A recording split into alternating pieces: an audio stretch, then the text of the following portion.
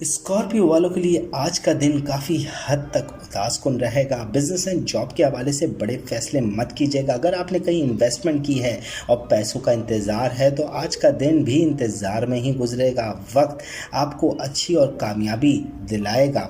अलबत्ता हमारे पास queen of pentacle का कार्ड है। आपकी लव लाइफ सिचुएशन के अंदर आपकी हेल्प हो रही है। फैमिली रिलेशनशिप मैटर्स में किसी लेडी का दखल आपके लिए भरपूर फ़ायदा लेकर आ रहा है। आपको लोग जो है बहुत पॉजिटिव एनर्जी में देख रहे हैं। आपको अपने मामलात के अंदर बेहतरी महसूस होगी, खुसूसी रिलेशनशिप मैटर्स के अंदर आज के रोज़। अलबत्ता तबीयत की तरफ से नासाजगी हो सकती है। 4 ऑफ सॉर्ट का कार्ड मौजूद है। तबीयत ख़राब होने का इशारा दे रहा है।